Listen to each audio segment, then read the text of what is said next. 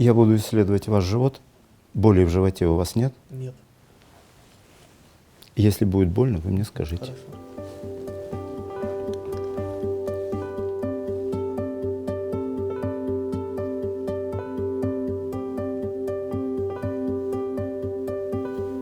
Не больно? Нет.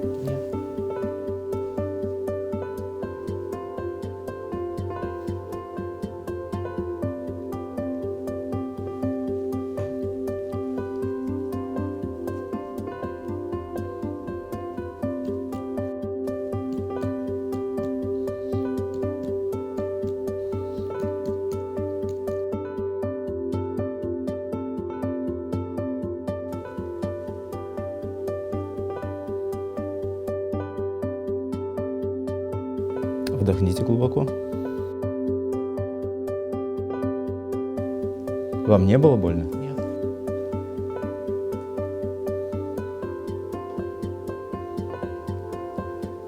Вам больно? Нет.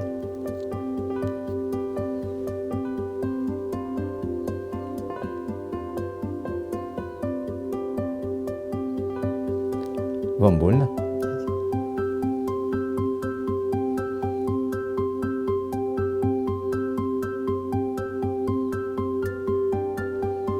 Вам было больно?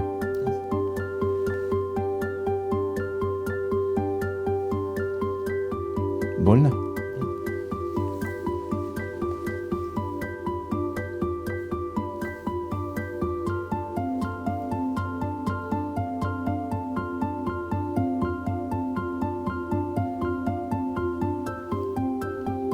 Было больно?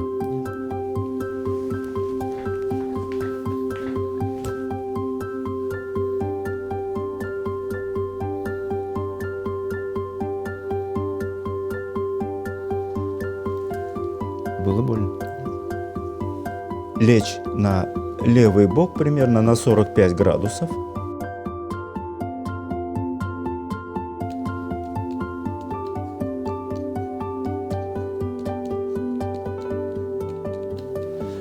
Ложитесь на спину.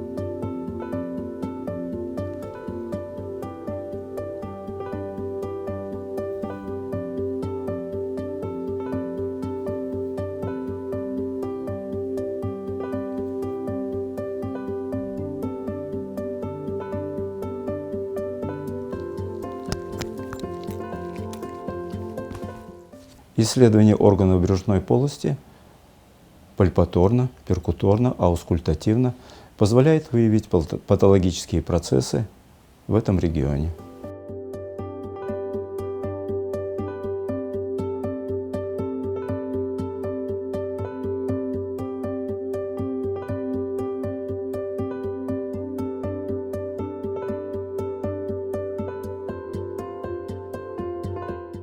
Я сейчас буду исследовать ваш живот, вы не возражаете? Нет. Если будет больно, вы мне сообщите об этом. Оцениваю визуально живот. Оцениваю участие живота в акте дыхания. Оцениваю симметричность.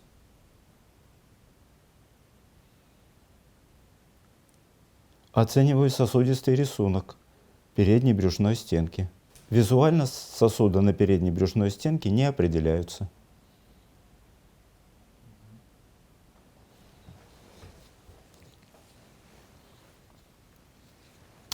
Приступаю к поверхностной пальпации живота.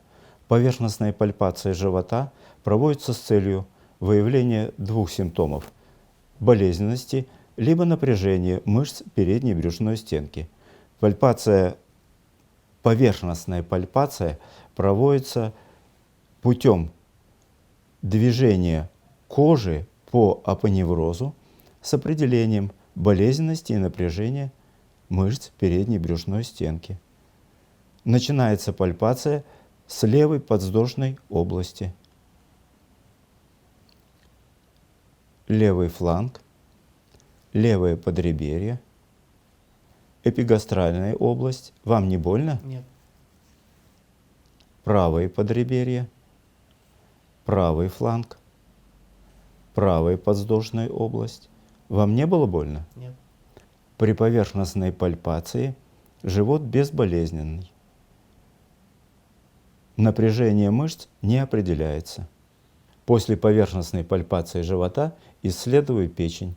С этой целью я перкуторно определяю нижнюю границу печени, а затем пальпирую нижний край печени.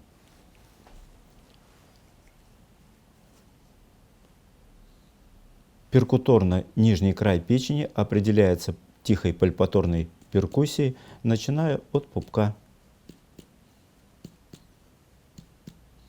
до определения тупости. Нижний край печени определил. Он находится на 1 см ниже правой реберной дуги. Произвожу пальпация.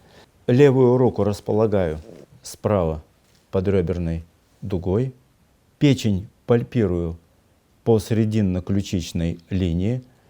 Руки располагаю на 3-5 см ниже определенной перкуторно границы печени. Делаю складку, погружаю пальцы правой руки при каждом выдохе. Вдохните глубоко. Вам не было больно? Нет. Край печени гладкий, ровный, безболезненный. Приступаю к глубокой пальпации. Глубокая пальпация начинается с пальпации сигмовидной кишки.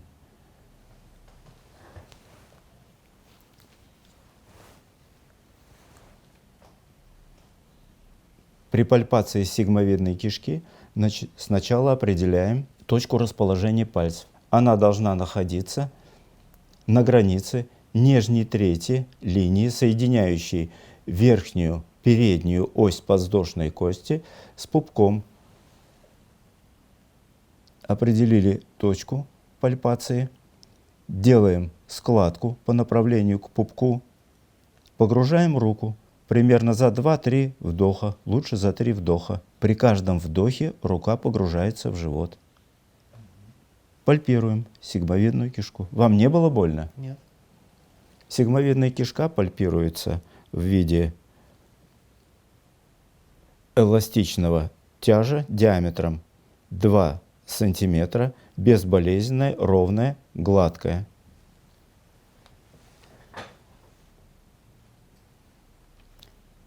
Пальпирую слепую кишку. Определяю точку расположения руки при пальпации слепой кишки. Рука располагается на границе средней и нижней трети линии, соединяющей переднюю верхнюю ось подвздошной кости с пупком. Делаю складку по направлению к пупку, погружаю руку во время выдоха. При этом спешить не следует, погружение следует производить в течение 3 вдохов. Произвожу пальпацию. Вам не было больно? Нет. Слепая кишка пальпируется в виде образования диаметром 4 см, безболезненная, подвижная, поверхность ее гладкая, урчит при пальпации. Пальпирую восходящий отдел толстого кишечника. Рука располагается на внешней границе правой прямой мышцы живота на уровне пупка. Делаю складку, погружаю во время выдоха руку, произвожу пальпацию. Вам не было больно? Нет. Восходящий отдел толстого кишечника пальпируется в виде цилиндрического образования диаметром 3 см, безболезненная, гладкая, подвижная. Произвожу пальпацию нисходящего отдела толстого кишечника. Рука располагается для пальпации на уровне пупка у внешней границы прямой мышцы живота. Погружаю руку во время выдоха. Произвожу пальпацию. Вам не было больно? Нет. Нисходящий отдел толстого кишечника пальпируется в виде цилиндра диаметром 3 см, безболезненный, гладкий, не урчит при пальпации. Для определения расположения рук при пальпации поперечно-ободочной кишки мне необходимо определить нижнюю границу желудка, так как руки должны располагаться при пальпации поперечно-ободочной кишки на 3 см ниже определенной мной нижней границы желудка. Они располагаются по обе стороны прямых мышц живота. Определяю нижнюю границу желудка. Руку располагаю на 3-5 см ниже мечевидного отростка. Делаю складку. Погружаю руку во время выдоха. Пальпирую нижнюю границу желудка. Для пальпации поперечно-ободочной кишки руки располагаю на 3 см ниже определенной границы желудка. С двух сторон от срединной линии делаю складку, погружаю руки при каждом выдохе. Произвожу пальпацию. Вам не было больно? Нет. Поперечно-ободочная кишка пальпируется в виде цилиндрического образования диаметром 4 см, безболезненная, подвижная, не урчит. Определяю перкуторно наличие свободной жидкости в брюшной полости. С этой целью произвожу перкуссию от пупка к периферии до появления тупого звука. Тупой звук появился на уровне передней подмышечной линии. Прошу пациента лечь на левый бок примерно на 45 градусов.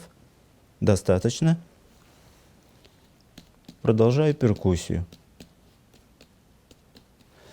Ложитесь на спину. Границы тупости перкуторно совпали. Делаю вывод, что свободной жидкости в брюшной полости нет. Произвожу аускультацию перистальтики кишечника. Аускультация производится на симметричных участках по всем 9 регионам живота. Выслушиваю паховые области слева-справа, левой и правой фланги,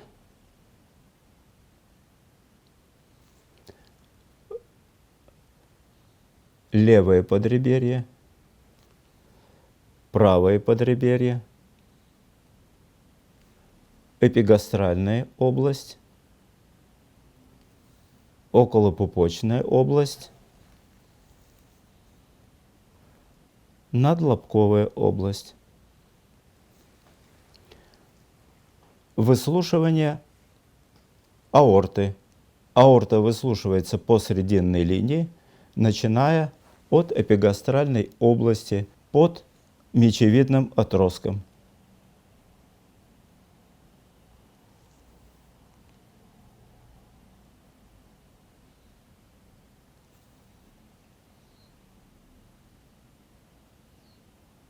При выслушивании брюшной аорты выслушиваю 2 тона, шумы не выслушиваю. На этом исследование живота заканчивается.